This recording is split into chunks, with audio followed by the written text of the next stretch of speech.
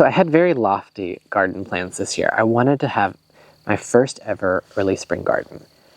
I wanted to do that for years, but this garden is in its 124th year, and it has a major weed problem. Every year I lose some part of it to the weeds, and it's been that way as long as I can remember. This garden was first started, that we know of, in 1900. There was a cabin here, or house, we don't know what it looked like, but it burned. That's when my house was built as its replacement, we think.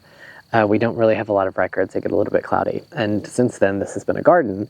And with that amount of time, there's pretty deep heritage, but also stagnation in, well, that's how my grandfather did it, or that's how my great-grandparents did it. So I'm just going to do the garden the same way. And that means planting east to west, which isn't something that is super advisable. Typically, you would do north to south, so you'll get even spread of sun throughout the day on both sides of your rows, whereas my rows tend to be, this end here gets the afternoon sun, and that end up there gets the early morning sun.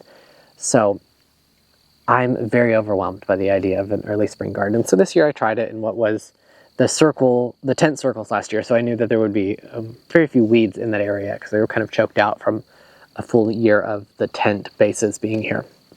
And I just kind of spread radishes, which we're now picking, and I've got different types of kales. These are carrots, and so this will be my early garden, and hopefully it will inspire me to do raised beds. And if you're watching and you have any sort of expertise on raised beds, I would love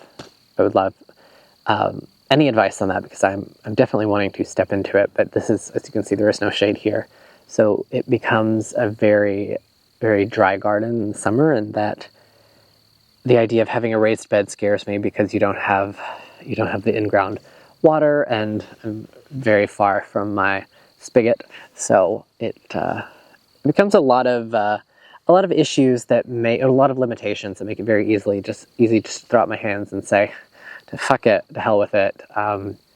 We'll just do it the way that my great-grandfather did it, or, even further back than that, my great-great-grandparents would have also tended this garden. So here's some radishes. That is the state of the garden this week. We're expecting good weather. We had hopefully what was our last frost this morning, and it is now safe to plant tomatoes, and you could get away with corn, but I'm not going to just yet.